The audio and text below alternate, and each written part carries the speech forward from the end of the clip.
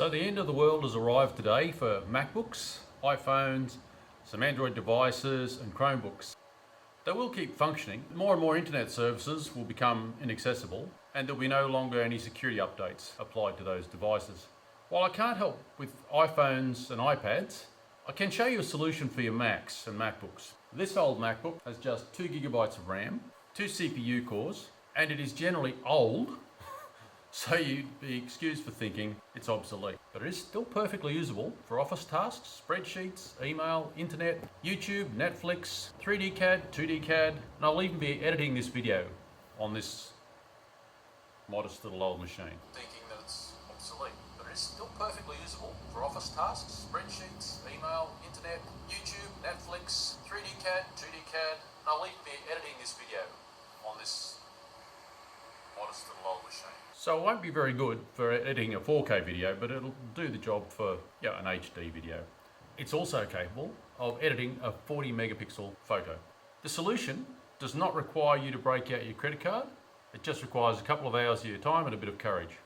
According to Apple, this is a piece of junk, but for you it might even be more useful now than it was when you bought it new. One way these machines are superior to the new ones is they use a regular SATA drive. This one's got a 256 gigabyte drive, old spinning rust type. I'm going to upgrade it to a 1 terabyte SSD. It has a removable battery, so you can replace that if the battery's failing. You can even change out the DVD and RAM. So I haven't upgraded the RAM on this because I don't particularly need it to be high performing. This is for me to keep in the van for on the road as a kind of an emergency computer, so I've got something as opposed to nothing. Kind of get stuff behind the seat and ready to go anytime I need it. For you, it might be useful for the kids at school, maybe for the kids to learn how to use a computer at home, that kind of thing, or even for yourself as a daily driver for checking your email, that kind of stuff. So it depends on what you want to do with it, but we can make this thing quite useful. So what we really need now is a USB flash drive and an internet connection. Okay, so let's get a bit of a baseline. Now this obviously is the installed macOS system, absolutely optimized for this machine. Okay, password. Okay, so that's that's it. We're up and running. So what was that? 50 odd seconds, roundabout. All right, so around about 50 seconds, so it's not too bad. So it's still quite a useful machine using macOS. Okay, so let's get ourselves the installation media. Okay, so because of the low RAM on this machine, we have to choose something that's going to be fairly light, so as to not, bog the machine down. So now we've got to choose a Linux distro, which is short for distribution. There are heaps, essentially bundles of software that are optimized in a certain way. To make things easy for you, I'll pick a Ubuntu or Debian based system. Now that all sounds like gobbledygook. Don't worry too much about that. At the end of the day, they all run the same software. I'm going to choose Linux Mint.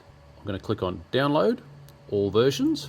So I've got a few versions as in the timeline, but more importantly than that, we've got also Cinnamon, Mate, and XFCE.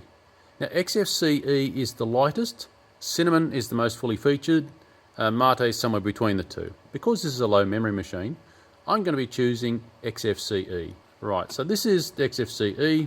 They give you a bit of a sample of what the desktop will look like. And I find it to be, pleasing, simple, logical, laid out, quick to find anything I'm looking for.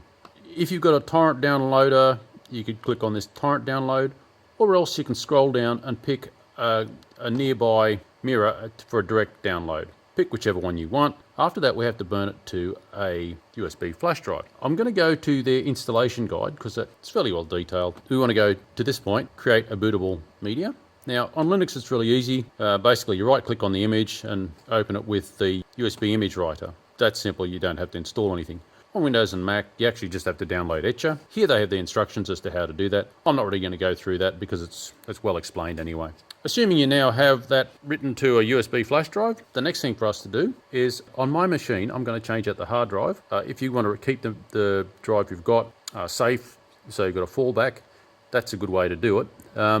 If you don't care about what's on the machine, you can simply overwrite what's on the hard drive. So it's up to you. I tend to be a little bit conservative. I'd probably suggest pop the drive out and put a different drive in it. Okay, so it's a matter of taking out all the screws. Pop the cover off. There's this bar here that needs a couple of screws removed. Once the screws are removed, you can take it out. Got a bit of a tab to lift up the drive. Carefully disconnect the drive.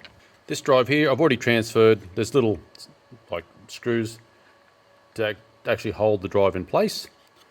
They rest in these little sort of semi-solid plastic supports. They look like polyurethane maybe. And yeah, I'll plug that in. Okay.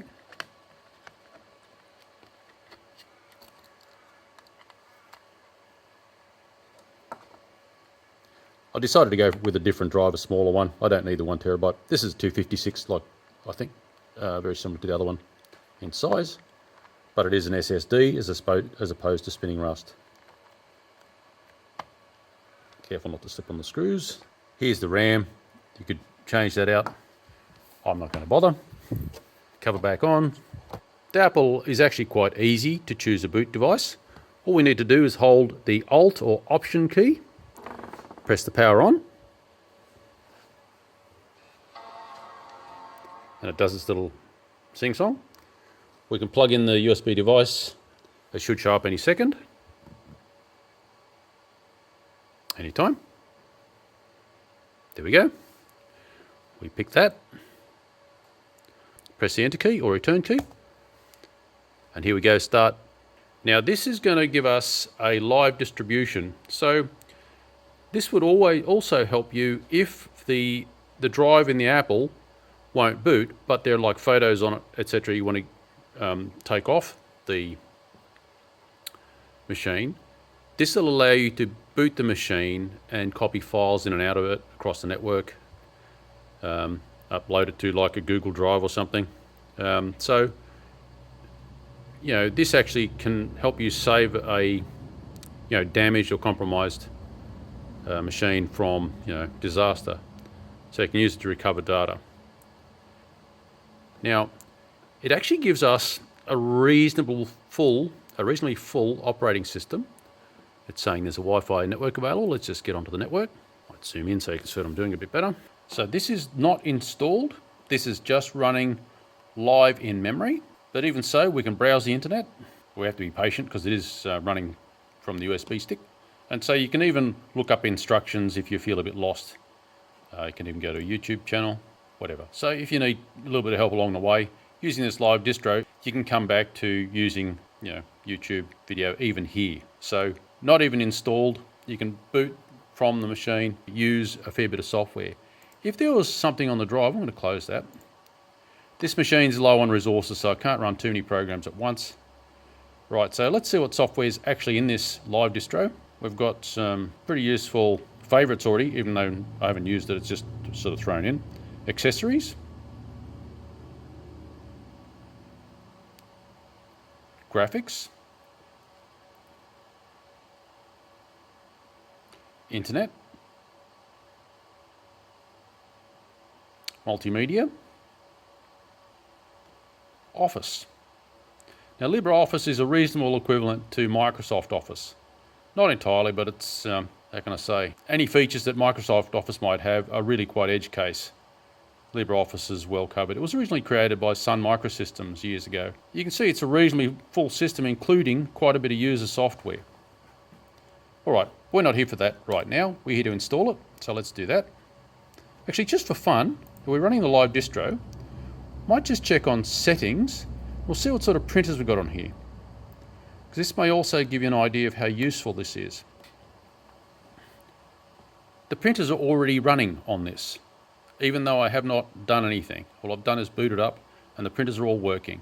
What that is the rest of my system is running Linux on my network. Any shared printers on a Linux machine is just available to other Linux machines without any installation. And on top of that, Apple devices, whether it be iOS devices such as iPhones and iPads, or MacBooks or iMacs or whatever, can also just use the printers. There's no extra installation required. You don't have to install any drivers, it just works. So having a Linux machine on the network with its printers set up and shared makes them just instantly available to any Apple device on the network or any Unix device on the network. It just all works. On Windows, you have to install the drivers on every machine for every printer. All right, so let's install Linux Mint. Yeah, double clicked it. Yep. English, yes. US keyboard, yes. Now, the multimedia codecs gives us proprietary software, so it's important that we install that. That also includes things like, I think some firmware files and things like that are in there too. Proprietary stuff, basically. Now, I already have a system installed on that hard drive, but we're going to wipe that and start fresh. Now it's obviously searching the machine for what's on it. Now it's just disconnected the network. I'm going to reconnect that. Don't know why it disconnected, but here we are.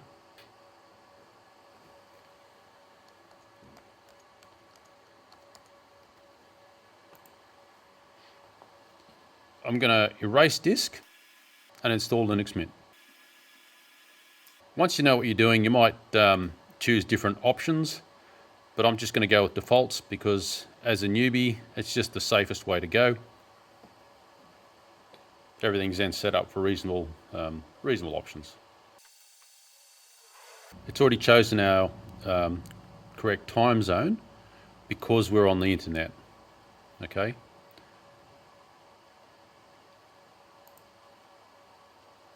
If you're not on the internet, you simply have to give it your location.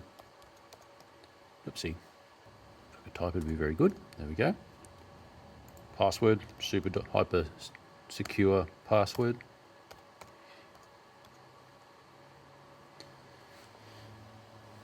Now we can choose to encrypt the home folder.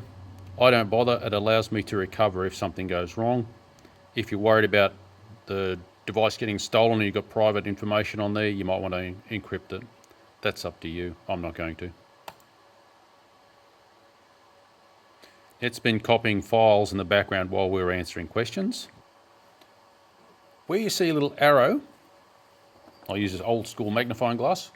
Where you see a little arrow like, can we see that? We can click on that. It gives us like a console screen showing what's going on behind the scenes. So how long this is taking to install.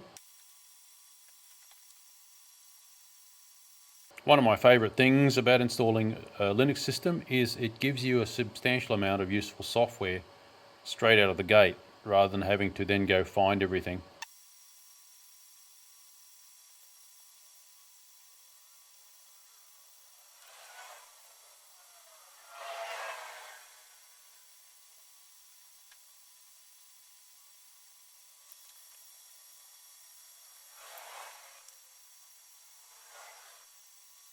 Oh, what's happening here is it's also downloading from the internet updates on the fly while installing, so it's minimizing the amount of work we have to do after installation to get it all settled in.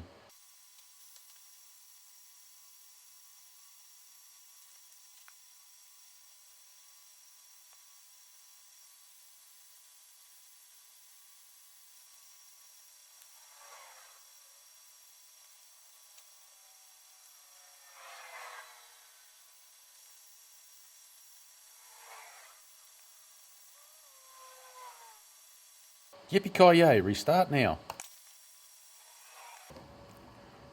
Remove installation media, that means pull out the USB flash drive. Press enter. All being well, we get a new system.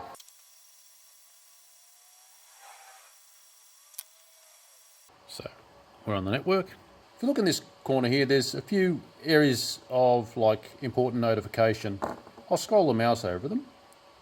This is general notifications, Bluetooth. This is basically kind of bundle of reports on a clipboard. It's what it kind of looks like that. The next one is update manager, and it's got an orange dot, which means there's something we've got to do. This obviously shows network. This shows battery charge. This shows volume, and of course time and date, etc. So first things first, I'm going to go with the update manager. Obviously it gives you a little bit of information as to what to do with the updating. just press OK. It should process the updates. Check on the internet for newer databases. A new version of the update is available. If you don't see this as your first thing, once you've clicked sort of yes on the last window, press on this refresh button, because almost always you need to update the update manager on a Linux Mint. Press refresh if you don't see this the very first time you boot your new system. Okay, so apply the update. It'll update the updater. Got to give it the password. Linux doesn't do anything without you typing in your user password. Now, this is not an online password, it's just your local password that you set up on your computer. You don't have to have a registration with Linux. You just set up your system according to how you want it. Basically, this is your machine, not Apple's or Microsoft's. And there's quite a few updates to do. Let's click on Install Updates. We've even got some kernel updates to do, so I better do that.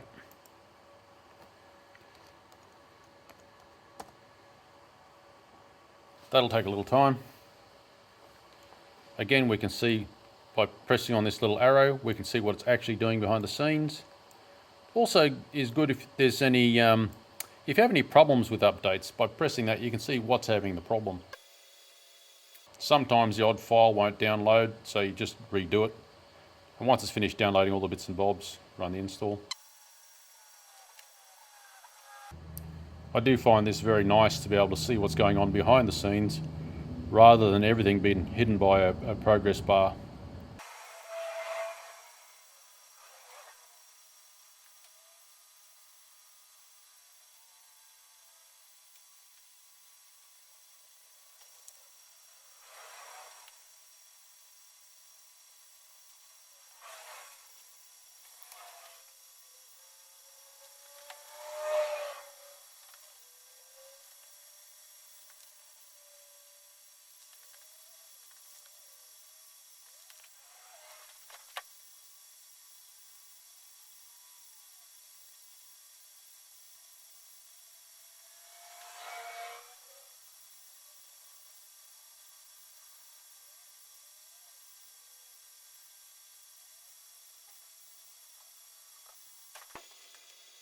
So reboot's required. Let's just do that.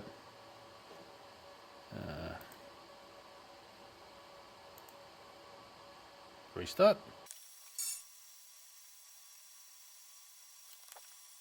Okay.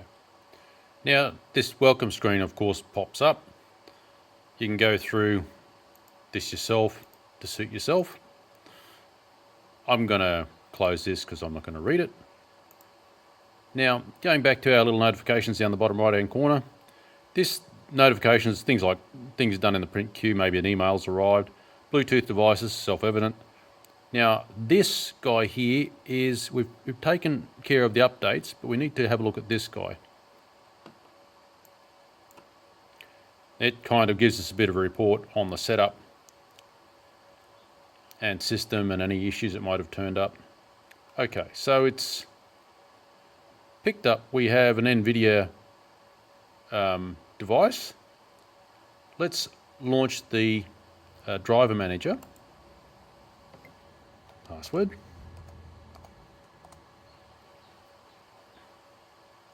So now it's, we're doing proper, tidy up the loose ends of the installation, make sure everything's optimal. So far we've been running on all open source software. I think maybe the Broadcom driver for the Wi-Fi is proprietary already. I'm not sure how it's... Yeah, it's already using the Broadcom proprietary driver, but it's using the Nouveau open source driver currently. Let's enable the NVIDIA driver.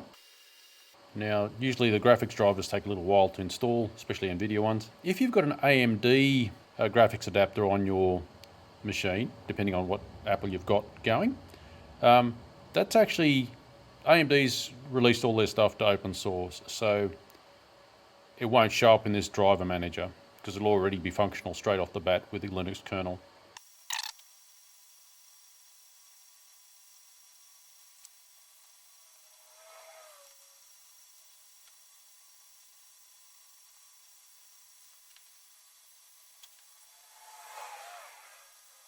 Right, so that's been done. Let's restart the machine again.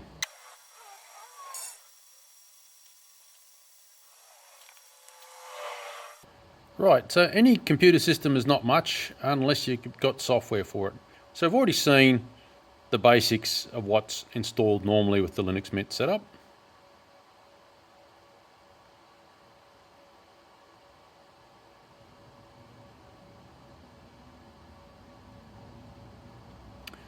But what we might do now is install some new goodies. There's actually 3 different ways straight out of the box with Linux Mint to install.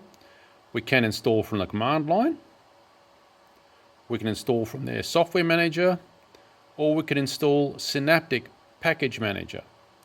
Right, let's just go with the software manager for starters. That would probably be, if you're new to the scene, this might be your first port of call.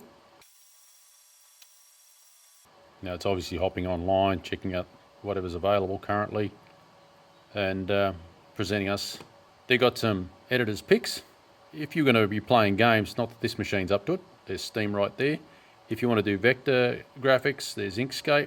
If you had RAM like this machine doesn't have, you might want to install VirtualBox, so you could install, funny enough, Mac OS on it, or you could install Windows or something like that to suit yourself. GIMP is a photo editor, fairly comparable to Photoshop. Blender is a 3D modeling program, sort of organic shapes. Both Blender and GIMP are pretty much top of the game. Inkscape isn't quite there. Having said that, it's still pretty awesome. Might have a look at some samples. Stellarium is pretty much top of the game. It's millions of astronomical items. So you can have a good look at how, solar system, galaxies, blah, blah, blah. All right, so they're kind of top picks. Then you have categories. We have accessories.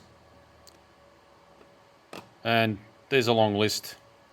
You have to obviously pick your way through it with whatever you're trying to find. And there's a green tick next to anything that is actually installed. Right, so going back, let's go to this fonts. Now you can see there's a heap of fonts. Now, this is Microsoft Fonts Installer. That's kind of handy. If you're using LibreOffice and you're working to and from Microsoft Office with other machines, etc., you might want to install those fonts. So there's lots and lots and lots and lots of fonts to choose from. Games, not a concern for me. Graphics. Let's just look at the graphics. Now I'd like GIMP.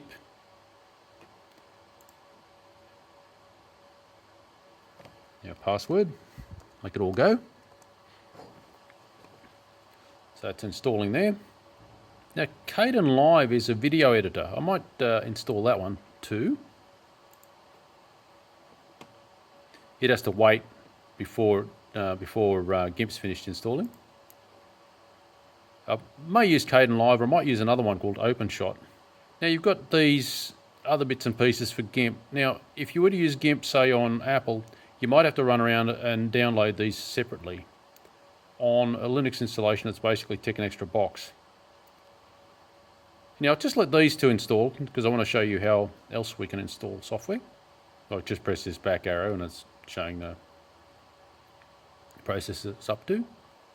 Right. Shortly we should get a report to say that it's all done. What do we have here?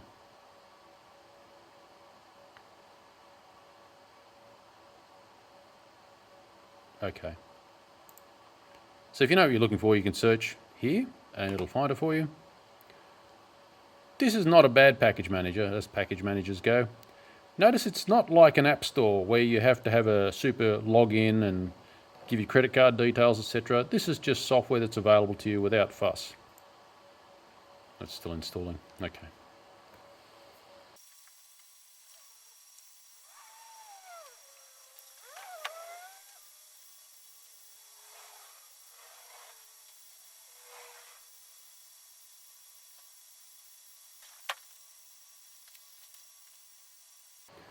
Right, so we've got those programs installed. Now let's have a look at another way of installing software. Let's go to Synaptic Package Manager. So Synaptic is an older system, but to my mind it's a little bit more comprehensive. In fact, you've got things sorted into various different ways, and it's a finer grained search. So let's say we type in, I don't know, common search I use is Nikon. to demonstrate how the search tool works. A great utility is test disk. Now, what can happen is if you've used the camera and you've taken a whole heap of photos, or maybe on a trip overseas or something, then you formatted the card, taken some more photos, formatted the card, taken some more photos, and then you realise that, oh my God, the photos from when we were overseas, where are they? And you scratch around and find the SD card. If the files themselves haven't been physically overwritten in exactly those areas, test disk will allow you to recover those photos from even a couple of formats ago. So depending on how you've used the SD card, this may save the situation. It also recovers files from all sorts of different file systems. You can see the list here of different file systems, which is actually pretty extensive. It even includes SGI. So it's SGI is a fairly obscure sort of file system. So it's a very powerful utility. Anyhow, so I've just enabled that. I've gone right click and mark for installation. But so that's going to be installed as soon as I click apply. Yeah, so maybe what else can we do? Let's go for GIMP, because there was many tools that can be installed with GIMP. GIMP's the photo editor, rather like Photoshop. On Windows, you don't get all the extra bits and pieces. So data extras, mark for installation. DC RAWs for handling RAW files from cameras. Animation package. And see how the system takes care of any other dependencies there may be. Gimmick lets you do, well, to my mind, gimmicks, like photo frames and things like that. What else have we got here? Lens Fun deals with lens distorts, as in, you know, if you've got a certain type of lens and you want to flatten out the image to make it normal, rather than having it distorted with like a spherical fisheye type look. Normal Map, that's for adding textures and things. Plug-in registry, that's a very useful tool. That gives you all the extra other bits and pieces. Like that's a bundle of extra tools. ICC profiles. I think that's a fair lot to install. Let's go apply. We can see a summary of what's to be installed, all the extra bits and bobs. So I'm going to go apply. And again, we can watch what it's doing. If you don't want to watch what it's doing, you can press that arrow and it disappears again. So depending on how you like to work, I like to see what's going on.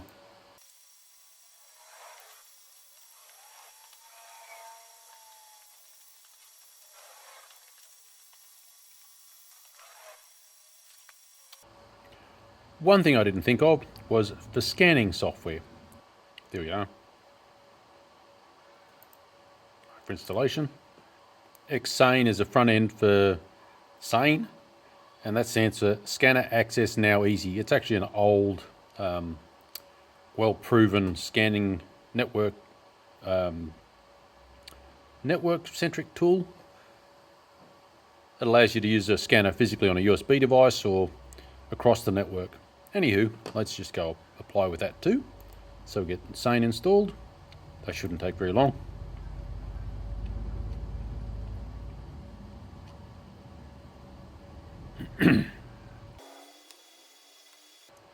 Right, so I think that's a fair demonstration of Synaptic. Let's open a terminal. I might maximize that. Control++. Okay, to run as administrator, we go sudo, as in super user do. The tool we want to use is apt. What we want to do is install. And a program I want to install, I know it by name, is HOWTO Screen, which is a screen recording package. I'm also going to install Midnight Commander, which is MC. What else do I want to install? Inkscape.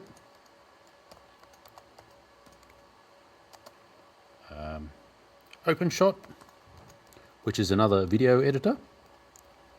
I think that'll do. That's a fair bit of software. Password.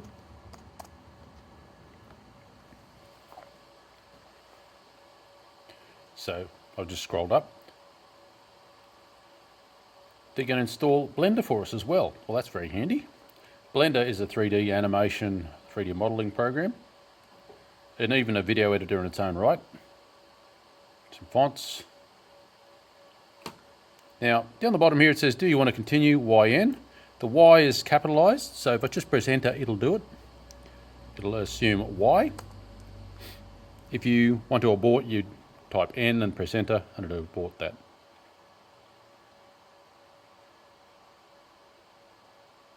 I just zoom back out a little bit so it sits better on the screen.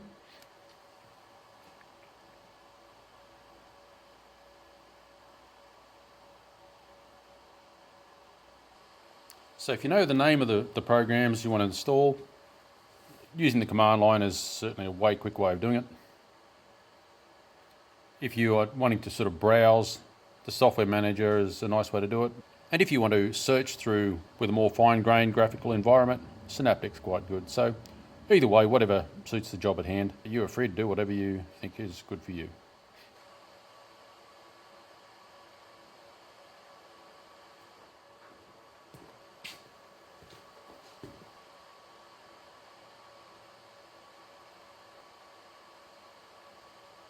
Okay, so that's done. Let's have a look at what software we've got. Now in graphics, we've now got a 3D modeling program. Quite a comprehensive one, top of the game. Basic drawing utility. We've got GIMP, which is a pretty much top of the game photo editor. Inkscape, moderately capable graphics, vector graphics editor. Xsane, which is a scanning package. Now, when I say Inkscape is moderately capable, let's just have a look at what Inkscape can do.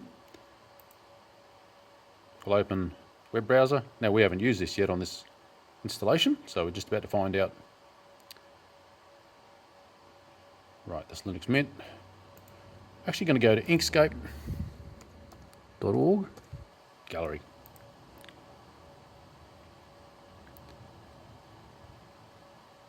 Now you've got this dog. Now that is vector graphics. It's not a photo edit. So this is like if it's scaled up and scaled down, it will produce the same beautiful image. All right, let's go back. Sandra Bullock. That one's pretty amazing too. That again is all done in outlines and shading, etc. It is not a photo edit. Like it's not done in like Photoshop. It's done more like in equivalent to Illustrator. Very different piece of software. So when I say it's moderately capable, that's probably not quite fair. It's probably better than moderately capable. All right, so let's move on. Going back to graphics. Xsane, which is the scanning software, and we've got a simple document scanner. Right, so let's see what we can do with GIMP, which is the photo editor. This machine has only got 2 GB of RAM, and it will be quite busy doing everything we want it to do.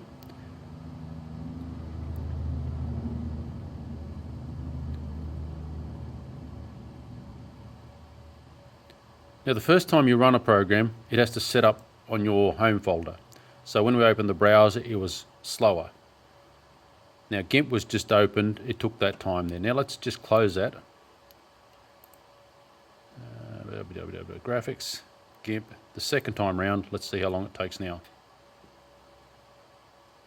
So you can see it's much quicker once it's established. All right, let's create. Actually, no, let's make a new one. Now, Photoshop's limit is 30,000 pixels by 30,000 pixels. Now, we really can't do a file that big on this computer, but we can do 40,000 pixels, which exceeds Photoshop by 1,000 pixels. That'll be normally 40 megapixels, right?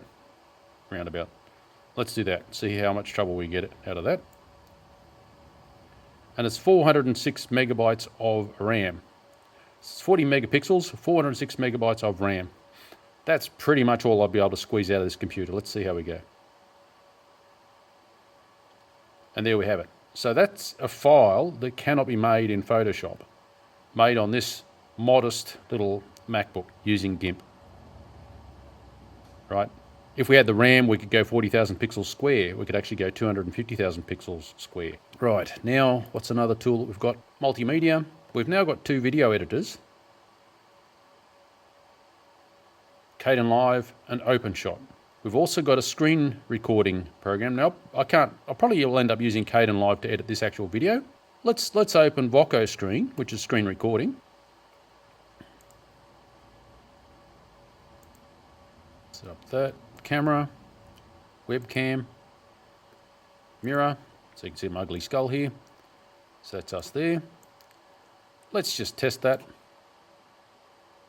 Testing, 1, 2, 3, 1, 2, 3, testing. Let's play.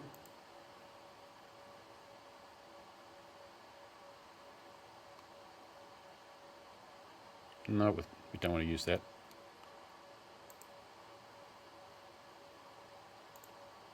Let's settings.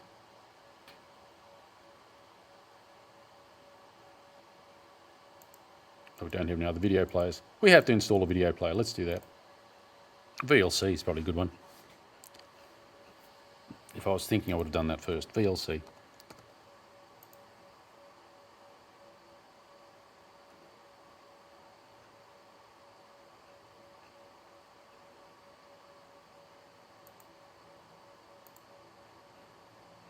Okay. Install.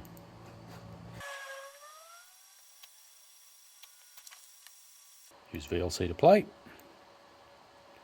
Okay. Webcam.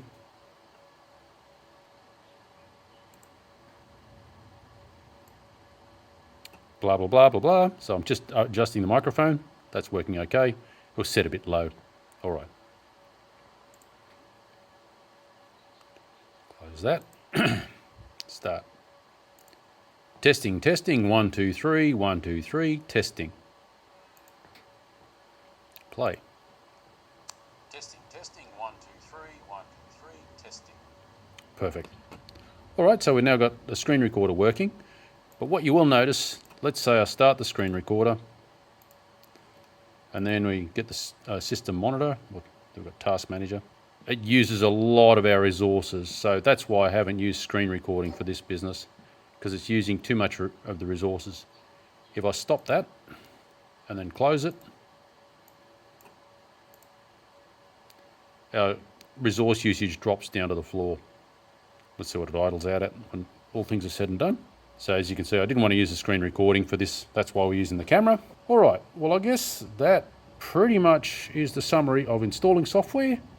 You can also install things like Spotify, you can use Netflix. Now, when you use Netflix, I'll open Firefox. I'll sign in. Now, the first time you sign into Netflix, you have to enable DRM. Firefox will install all the bits and bobs that go with that. Go reload. It's alive, so let's have a wee look.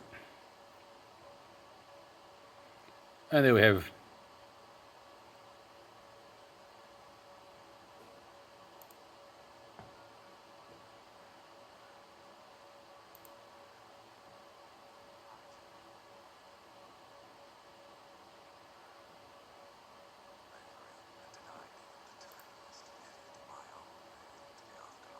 Now, I don't want to get a copyright strike, so leave it at that.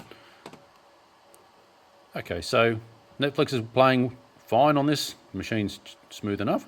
Well, I think I've covered the basics. The rest would be for you to explore.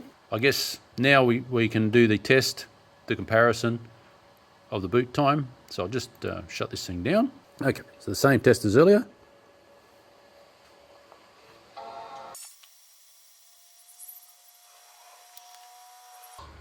So I'm going to call that about 43 seconds. So it's probably about 6 or 7 seconds faster than the Mac OS was on the machine for booting. Well, I guess that's it. Feel free to like, share, subscribe, ask a question, leave a comment. Bye for now.